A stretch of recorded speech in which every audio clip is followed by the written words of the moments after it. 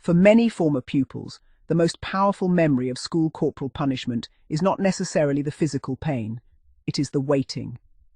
The announcement that you were to be punished could change the atmosphere of an entire school day.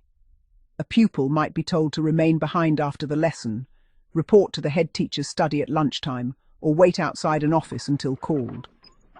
Those few minutes could seem considerably longer than they actually were.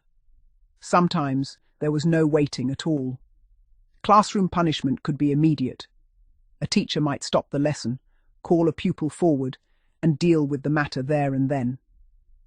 The rest of the class became the audience. One recollection in the original material describes the slipper being used frequently at junior school, with pupils bending over one of the desks at the front of the classroom. Books and papers could even be disturbed as the unfortunate pupil was manoeuvred into position. It is difficult to imagine such a scene taking place in a British classroom today. Yet within the educational culture of the time, there was another purpose behind making punishment visible. It demonstrated authority. The teacher was not simply dealing with one misbehaving child. A warning was being delivered to everyone else in the room. One punishment could potentially discipline an entire class. There was also the sound. Former pupils frequently remembered the distinctive noise made by a ruler, slipper, strap, or cane.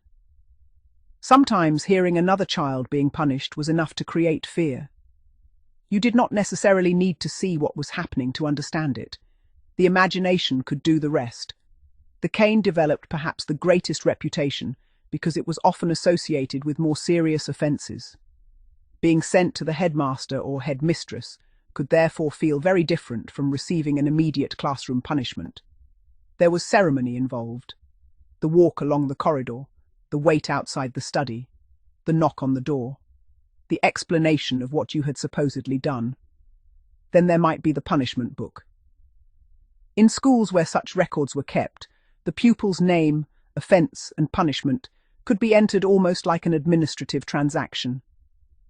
Something intensely personal to the child became another line in a school record. Yet memories of corporal punishment differ enormously. Some former pupils remember receiving the cane or slipper without believing that it caused them any lasting harm. They regarded it as simply another feature of childhood in a different age.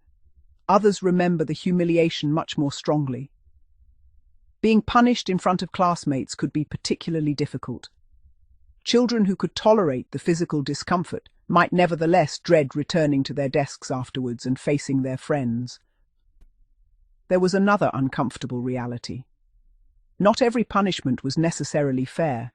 Teachers were human. They could misunderstand situations, lose patience, or believe the wrong pupil. In an educational system where adults possessed considerable authority, challenging a teacher's decision could be difficult. A child could therefore be punished, while genuinely believing they had done nothing wrong. Perhaps that was one of the first cracks in the old system.